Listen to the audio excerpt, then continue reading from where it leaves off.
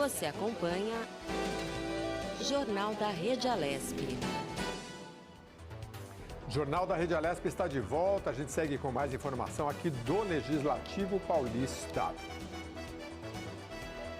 A gente agora vai falar da audiência pública que debate a criação das micro-regiões, no caso, em Presidente Prudente. A repórter Júlia Stangione está em Presidente Prudente, ao vivo, tem mais informações para a gente. Vamos ver se ela já está a postos aqui.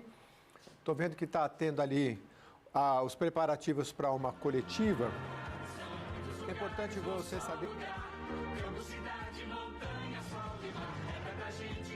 São Paulo em várias regiões, né? É um novo modelo do governo do estado de estabelecer micro-regiões para que seja uma organização da gestão. Então a Júlia está lá em Presidente Prudente. Vamos ver se daqui a pouquinho ela já está a postos. A gente já tem imagens lá de Presidente Prudente. Me parece que acabou. Nós estamos vendo ali um dos deputados, que é ali da região, o deputado Ed Thomas, que é ali da região de Presidente Prudente. Acho que daqui a pouquinho ele vai conseguir falar com a gente. Daqui a pouquinho a gente volta para Presidente Prudente, você vai ter as informações, mas agora a gente vai falar sobre a Versamune, a vacina brasileira contra a Covid-19. O imunizante é desenvolvido com o apoio da Universidade de São Paulo, a USP, em Ribeirão Preto. A vacina induz a produção de anticorpos. O imunizante, é mais uma opção no combate ao novo coronavírus. O Hospital do Coração abre pré-cadastro de voluntários para a Versamune, candidata à vacina brasileira contra a Covid-19. Sobre este assunto, a gente vai conversar com o médico Célio Lopes Silva. Ele é professor da Faculdade de Medicina de Ribeirão Preto, a Faculdade de Medicina da USP. Boa tarde, doutor Célio, seja bem-vindo ao Jornal da Rede Alesp, obrigado por nos atender. Eu ainda não sei se eu sei pronunciar corretamente, é Versamune, é isso, esse novo imunizante? Boa tarde, muito obrigado pelo convite, estou à disposição para os devidos esclarecimentos. É Versamune, é isso mesmo. Tá certo. Eu até brinco, porque depende da região. Tem gente que fala Versamune, mas Versamune. Explica pra gente como é que é. Eu queria saber há quanto tempo começou essa pesquisa, né? E para depois a gente saber a tecnologia que ela é usada, né? Mas é importante que a USP de Ribeirão Preto já tá avançado esses estudos, doutor? O projeto da vacina Versamune foi feito em parceria entre a empresa brasileira Farmacorp Biotecnologia, aqui de Ribeirão Preto, e a Faculdade de Medicina de Ribeirão Preto da USP, né? E contou com auxílio financeiro do Ministério da Ciência, Tecnologia e Inovação. A vacina foi desenhada e desenvolvida pelo nosso grupo. Ela começou um pouco atrasada, mas ela foi desenhada para induzir a ativação completa do sistema imunológico nos indivíduos vacinados. E tem também o objetivo de proteger contra a infecção ou desenvolvimento da Covid, né, para as formas graves da doença, e ter um diferencial competitivo com as vacinas que já estão em uso aí no mercado. Pois é, doutor. Eu vou só explicar rapidamente aqui para o nosso telespectador e também para o doutor Célio que nos acompanha, que a gente estava numa outra entrevista, direto de Ribeirão Preto. Se a gente precisar cortar, depois a gente volta com o senhor, que a gente está com 2 links. Mas olha, é o seguinte, a Versamune, desenvolvida pela USP em Ribeirão Preto, já está numa fase... A gente sabe que o Brasil é um grande produtor também de vacinas, né? Porque isso trouxe à tona com a Covid-19. Hoje é tudo muito diferente, doutor, porque assim, insumo na China, produção não sei o que na Índia, depois vende para... Essa questão da Versamune é toda feita com nossos produtos, nossa tecnologia, nossos insumos, é isso? Nós temos 2 grandes centros produtores de vacina no Brasil, que é a Fiocruz e o Instituto Butantan, que produzem essas vacinas clássicas que são usadas no Programa Nacional de Imunização, e aí entraram também nessa corrida para desenvolver novas vacinas para a Covid, né? Aí temos a Coronavac, temos a vacina da AstraZeneca, que estão em desenvolvimento com empresas do exterior. Mas o que nós precisamos é de vacinas desenhadas e desenvolvidas aqui no Brasil, desde o começo, né? Para a gente desenvolver tecnologias, plataformas tecnológicas, para que a gente dê um salto aí em termos de garantir, não só agora, mas também para o futuro, o controle de doenças infecciosas, não só para a Covid, mas outras doenças também que possam aparecer. Extremamente importante, porque aí tem as cepas novas, né? E aí quanto mais o Brasil produzir, melhor. E a tecnologia? Porque a gente vê aí, parece que a mais diferente das que são apresentadas é a da Pfizer, né? Porque tem uma tecnologia parecida com algumas dessas que a gente já conhece? Para você desenvolver uma vacina, você tem que ter dois componentes. Um componente que é do próprio SARS-CoV-2, do vírus. Então, você pode ser uma proteína ou pode ser o vírus inteiro, como é o caso da Coronavac, mas precisa ter um antígeno, né? E a segunda coisa é ter um carreador, ou um adjuvante para carrear esse antígeno para o sistema imunológico.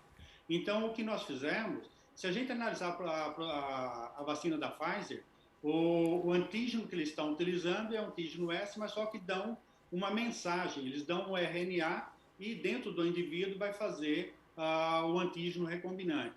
O que nós fazemos é dar diretamente uma proteína recombinante. No caso, nós estamos trabalhando com a proteína S1 do coronavírus.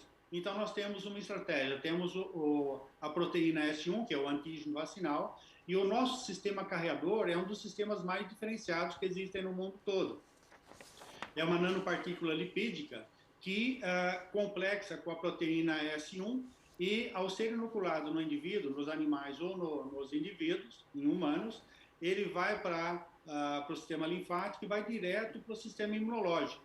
E lá dentro das células, carreadas por esse carreador, Versamune, ele começa a estimular o sistema imunológico, tanto para a produção de anticorpos neutralizantes, quanto principalmente a indução de células CD8 citotóxicas, que matam todas as células infectadas. Nós temos dois alvos principais quando você faz uma vacina. Você impedir que o vírus entre dentro da célula por anticorpos neutralizantes, e aqueles vírus que conseguiram entrar dentro das células, eles têm que ser eliminados. E como eles são eliminados? Através da estimulação de imunidade celular, ou seja, linfócitos CD8, que destrói todas as células infectadas. Então, a nossa vacina faz as duas coisas, produz anticorpos neutralizantes e estimula muito essas células TCD8. É um dos melhores sistemas para estimular linfócito CD8 que tem no mercado. Que fase está a vacina Versamune, produzida pela USP em Ribeirão Preto, doutor? Nós já fizemos todos os testes de prova de conceito, tanto da produção do antígeno S1 quanto a complexação com as nanopartículas lipídicas. Fizemos todos os estudos pré-clínicos de imunogenicidade, eficácia e toxicidade. Produzimos um lote piloto já em boas condições de fabricação e boas condições de laboratório, que são exigências regulatórias da Anvisa e do FDA dos Estados Unidos. Então, com toda essa documentação, nós fizemos um dossiê, submetemos para a Anvisa já em março, 23 de março desse ano, e submetemos o protocolo clínico também para a CONEP, e estamos aguardando aí a anuência desses órgãos regulatórios para iniciar o estudo clínico. Nesse período, já produzimos o lote piloto, que vai ser usado nos ensaios clínicos, e praticamente só estamos aguardando a liberação da Anvisa para iniciar o estudo de clínico de fase 1, 2. Pois é, e a questão da pessoa poder quem quiser participar do estudo, aí é aplicada essa vacina e ele tem que fazer o cadastro pelo Hospital do Coração, o HCOR, é isso? Quem vai realizar o estudo clínico é o HCOR, ou seja, o Hospital do Coração, né? Então tem que fazer um pré-cadastro para fazer uma análise, né, porque tem os critérios de inclusão e exclusão de pacientes do ensaio clínico. Então, faz-se um pré-cadastro, faz-se uma análise dos indivíduos que são adequados e depois passa para uma triagem final, que é onde é feito o exame clínico e laboratorial para constatar que eles não foram vacinados, que eles não foram previamente, que não tiveram doença, Covid. Aí, então, eles aceitam para participar do estudo clínico. Nessa fase do estudo clínico de fase 1, 2, serão incluídos 360 indivíduos. para analisar a segurança e a imunogenicidade da vacina. Esses 360 brasileiros que quiserem participar, então, dessa fase clínica, né, que o senhor falou, existem alguns critérios para a pessoa já não perder tempo? Tem alguma idade, assim, que a pessoa pode participar? Alguma comorbidade que ela não possa ter? Sim, tem as comorbidades, né, doenças cardíacas, doenças autoimunes, enfim. No site lá do HCOR, para você fazer esse pré-cadastro, já tem mais ou menos o direcionamento ou as características, né, para os indivíduos serem inseridos nesse ensaio clínico, tá? Então, é só dar uma olhada lá no site e verificar as condições para se cadastrar. Agora, o senhor disse que já passou por várias fases, eu não me lembro bem a fase exata que está na Anvisa, né? Mas para quando a gente efetivamente poderia ter essa vacina no Brasil? O problema é que nós tivemos, a nossa proposta inicial era incluir 120 indivíduos. Então, nós estamos produzindo vacina para 100 indivíduos. Como aí a Anvisa solicitou que aumentasse esse número de indivíduos, ou seja, aumentar o número de indivíduos para serem vacinados com o Versamune, de passar de 120 para 360, nós tivemos que fazer um lote, maior quantidade. E aí nós tivemos um problema, porque falta de reagentes e tem uma série de empecilhos que atrasou um pouco o desenvolvimento dessa formulação e desse produto, né? Então, nós estamos um pouco atrasados, mas a gente acredita que já estamos na fase final de produção desse lote e com a liberação da Anvisa, a gente acredita que em agosto a gente começa o ensaio clínico fase 1, 2. Em novembro, a gente começa o ensaio clínico fase 3 e em janeiro a gente termina toda essa fase 1, 2 e 3. Aí, se os resultados forem positivos, a gente acredita que em fevereiro a gente já possa ter a vacina para a população. Doutor, em relação à vacina, tem vacinas como, sei lá, tétano, a gente toma acho que 2 ou 3 vezes. Covid tem 2 doses, né?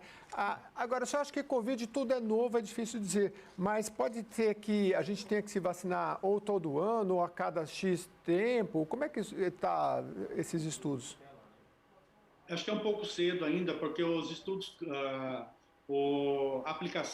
os estudos clínicos fase 3 e os estudos e a aplicação em massa dessas vacinas que já estão em uso no Programa Nacional de Imunização, né, são recentes. Então, a gente não tem um panorama total ainda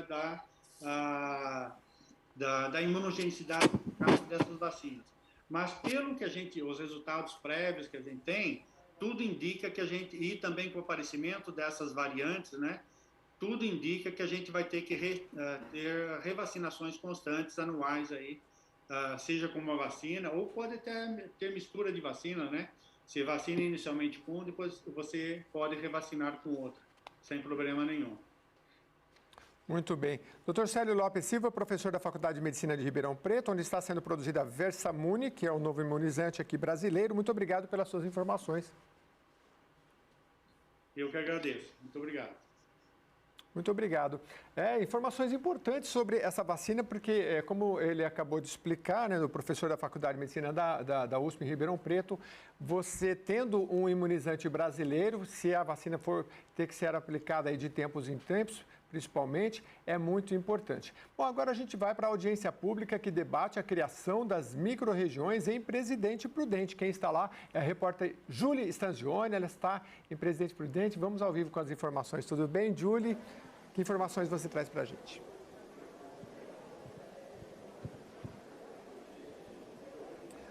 A Julie acho que já nos ouve. Vamos lá, tem um delayzinho, mas vamos lá.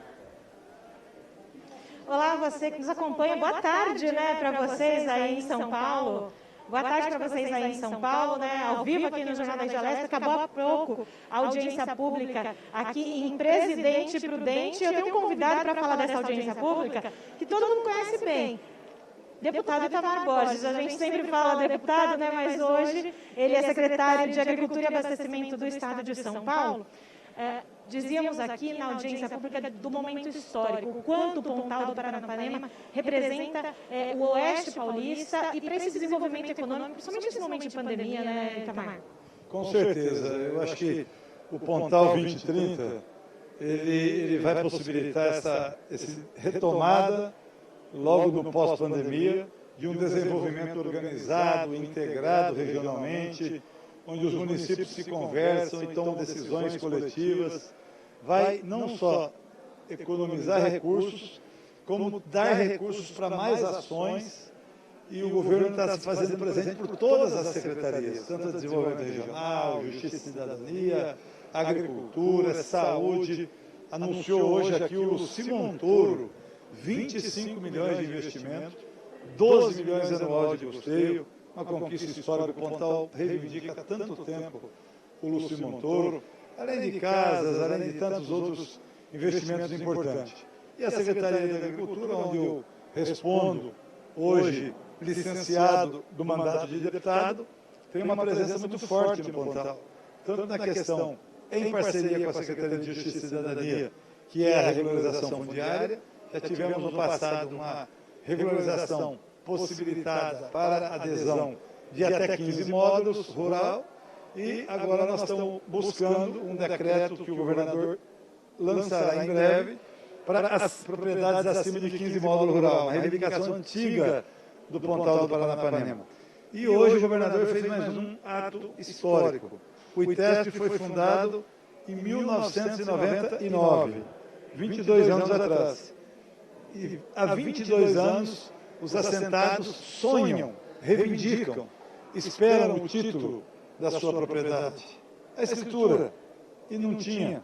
O governador mandou a lei para a Assembleia, então logo a Assembleia aprove, nós teremos então a possibilidade desses que não tinham o título, de receber agora o título, receber a escritura, a propriedade definitiva, para poder, aqueles que têm mais de 10 anos no assentamento, ter então outras possibilidades de crescimento e de investimento.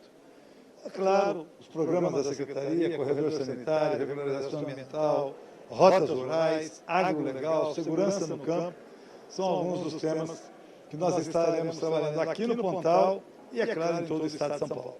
Muito obrigada, viu, secretário Itamar Borges, que tem uma agenda cheia agora à tarde também aqui na região. Só lembrando, o aglomerado urbano de Presidente Prudente terá 32 cidades aqui no Oeste Paulista. Eu volto com vocês aí no estúdio. Bom final de jornal. Muito obrigado, Júlio. Obrigado ao deputado Itamar Borges. Obrigado por participar aqui com a gente. Importante essa notícia vindo lá de Presidente Prudente, né? Fica atento porque é uma modificação aí na questão da gestão do estado de São Paulo. Olha, o deputado Léo Oliveira, do MDB, destinou R$500 mil ao Hospital e Maternidade Santa Isabel, na cidade de Jaboticabal. A solicitação do recurso, através de emenda parlamentar, partiu de autoridades locais e do deputado federal Baleia Rossi. Este dinheiro será utilizado para manter os atendimentos médicos e a quantia já está depositada na conta da unidade de saúde. O parlamentar disse que esse valor chega em boa hora, já que o local é o único da região que atende pacientes graves pela Covid-19 pelo Sistema Público de Saúde. E agora a gente vai com mais uma entrevista, falar sobre a miopia, que cresceu 40% entre jovens de 5 a 18 anos, é o que aponta uma pesquisa. De acordo com a Organização Mundial de Saúde, a OMS, a miopia é a terceira principal causa de cegueira. Sobre esse assunto, a gente vai conversar agora com o médico João Moura, ele é oftalmologista. Boa tarde, doutor João. Muito obrigado por nos atender. Em relação a essa questão da miopia, acho que era bom a gente começar explicando o que é, né? Porque nem todo mundo sabe, por favor. Boa tarde, Jeremias. Boa tarde a todos. Vamos dizer o seguinte, a miopia, na verdade, essa não é uma causa de cegueira exatamente, porque quando a gente fala de cegueira, a gente entende logo com perda total de visão, né? Na verdade, a miopia, ela causa, assim, uma perda funcional. A criança não tem dificuldade na escola, o adulto no trabalho, etc. Mas uma causa funcional, não é exatamente aquela cegueira que a gente conhece como perda total de visão. Mas a miopia, ela é a falta, assim, da imagem. A imagem, normalmente, ela se forma sobre a retina. Ela capta, o olho capta a imagem através da pupila, né, que é essa bolinha preta, a imagem passa por dentro dela e se forma lá atrás no fundo de olho sobre a retina. Quando ela se forma antes da retina, é a chamada miopia, ou seja, a imagem não chegou à retina. Então, a pessoa tem dificuldade para enxergar, principalmente ao longe, que é próximo. Quanto mais, aliás, quanto maior o grau da miopia, mais a pessoa aproxima o objeto para poder ver. Então, essa é a miopia, são as chamadas ametropias, né? Aquelas alterações que provocam o uso de óculos. A hipermetropia é justamente o contrário, a imagem se forma atrás da retina. E o astigmatismo é a imagem que se forma distorcida, né? Sobre até uma distorção da imagem, ela se forma distorcida sobre a retina. E a presbiopia é aquilo que aparece após os 40 anos, normalmente, é aquela dificuldade de focalização para perto, que o adulto acontece no adulto, a partir dos 40 anos. Esta última eu já estou com ela, que é essa briga com o óculos, coloca e tira a todo momento, né, doutor? Pois é, o pessoal brinca, o braço fica curto, né? Vai ficando curto. Mas quando a gente fala de miopia, o que é uma longa distância? Uma longa distância, por exemplo, de 5 metros é meia distância? É longa? Uma placa que eu não enxergo na rua? A partir dos 3 dias, de 2 metros de distância, né, já pode se considerar longa distância. Nós consideramos visão para perto, essa visão a 37 centímetros, a meia distância, que vai dos 40 centímetros a 1 metro, é a meia distância. A gente tem ideia de que a meia distância é mais afastada, não. A meia distância é mais próxima, é um pouco mais do que a distância de perto. Então, a partir de 2, 3 metros já é considerado longe.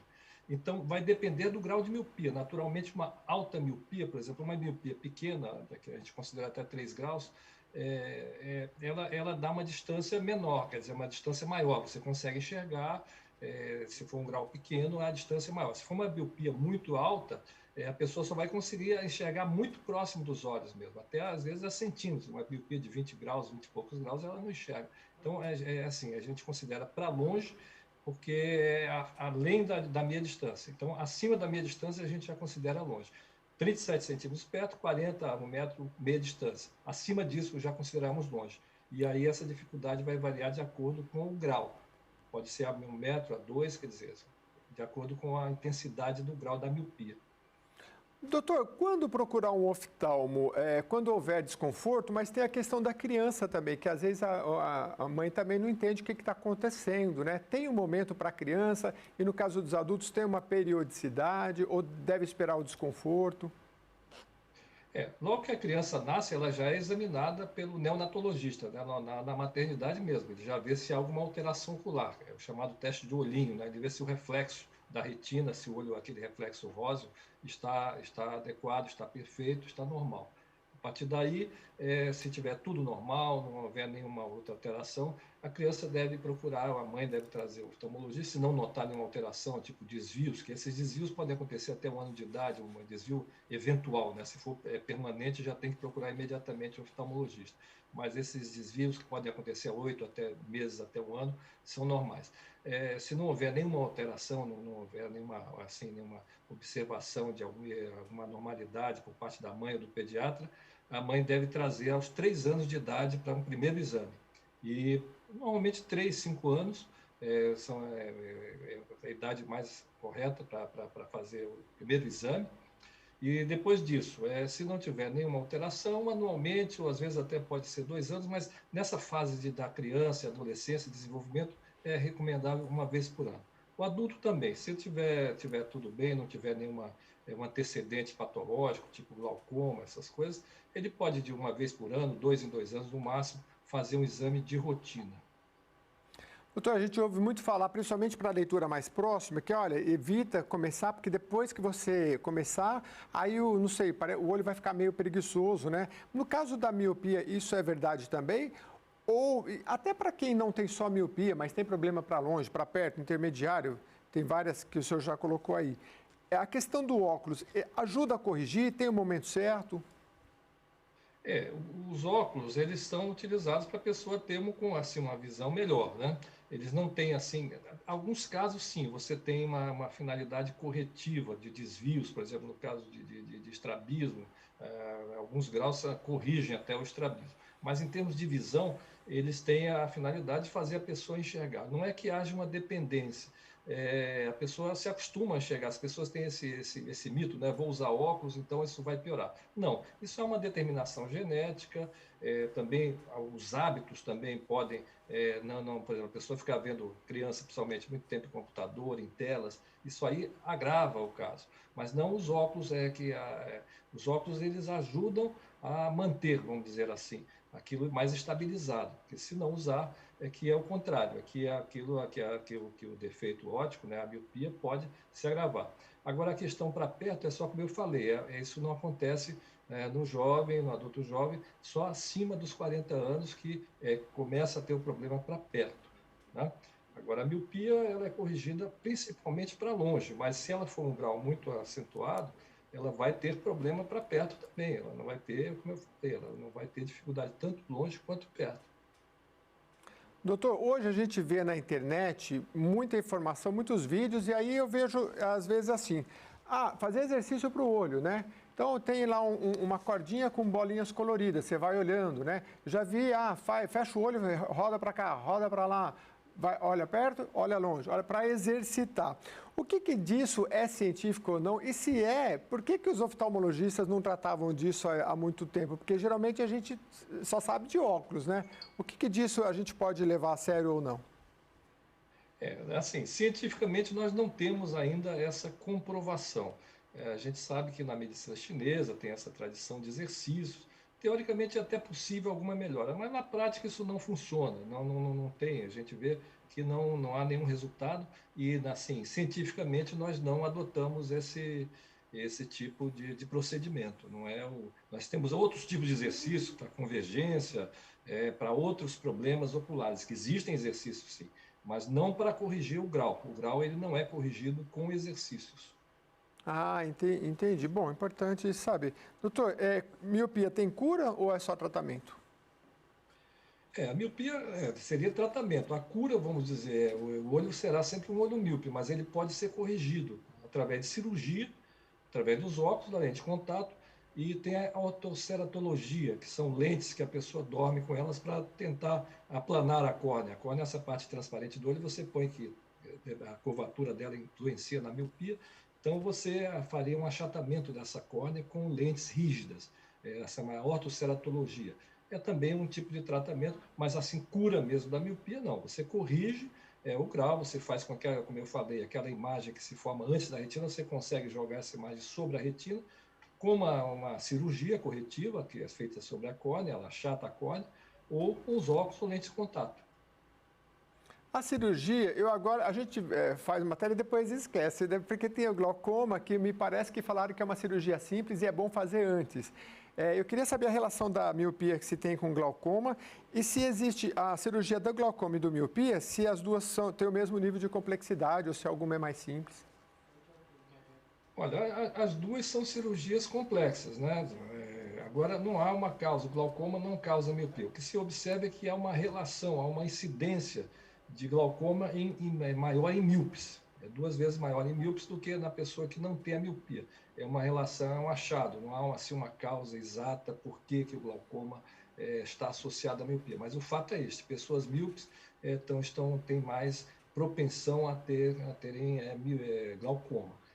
São 2 cirurgias diferentes, a cirurgia da miopia para achatar a córnea, para moldar a córnea, né? O laser faz isso, e a cirurgia do glaucoma ela é feita para, tipo uma drenagem, para diminuir a pressão do olho. É feita digamos assim, uma válvula de drenagem do humor aquoso que está causando o aumento da pressão, e então ela é feita de outra forma. São 2 cirurgias complexas, né? E não são a questão, às vezes a complexidade está associada ao tempo, não é a questão do tempo, é realmente da delicadeza e da complexidade. Se faz com bastante tranquilidade, mas é uma cirurgia que não é uma coisa tão simples assim, né? Doutor, quando um olho ele tem mais diferença do que o outro em relação, vamos dizer, à miopia, que é o que a gente está tratando, é bom ter um óculos para corrigir, porque daí começa a ficar uma coisa muito díspare, né? Um olho enxerga muito bem, acho que isso principalmente com o avançar da idade, e o outro não tanto. O que dizer nesses casos? Essa é a chamada anisometropia, né? Um olho pode ser um olho normal e o outro tem miopia, um olho tem miopia, outro hipermetropia, astigmatismo, isso aí, realmente, os olhos podem ser diferentes. Então, olhos diferentes captam imagens diferentes, mas só que nós enxergamos uma imagem só, de um objeto, né? Então, essas imagens precisam ser somadas. E se elas forem muito diferentes, o cérebro não consegue fazer essa união das imagens. Então, há uma tolerância. O cérebro tem uma tolerância, a gente calcula, mais ou menos em torno de 3 graus de diferença. Acima disso, fica difícil. Com as lentes de contato, é mais fácil, assim, o olho aceita mais essa diferença. O ideal é corrigir, para a pessoa ter a visão de profundidade, porque se você não tem a visão dos dois olhos somadas, você perde a noção de profundidade. Então, se for muito diferente, essa diferença de um olho para o outro foi muito grande, é só através com lente de contato ou cirurgia. E inferior, como eu disse, no máximo a 3 graus, pode ser feita essa correção com óculos. Muito bem. Doutor João Moura, oftalmologista, obrigado pelas suas informações aqui no Jornal da Rede Alesp. E já fica o convite para fazer um programa, porque é um tema de utilidade pública muito importante. Muito obrigado. Eu que agradeço. Boa tarde. Muito bem. Estamos chegando ao fim, mais um Jornal da Rede Alesp, mas antes a gente vai... A gente já acabou de falar aqui com o doutor, você teve todas as informações e a gente vai ficando por aqui. Olha, a gente volta amanhã no mesmo horário. Obrigado pela sua audiência.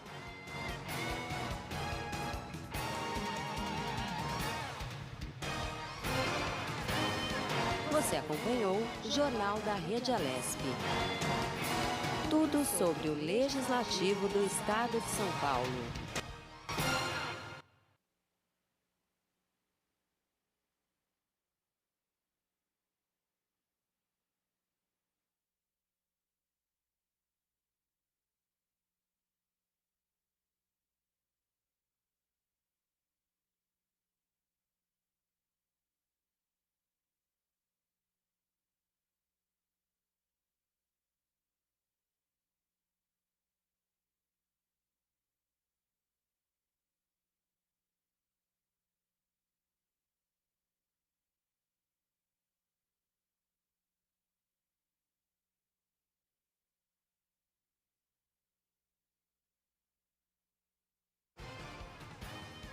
Você acompanhou Jornal da Rede Alesp.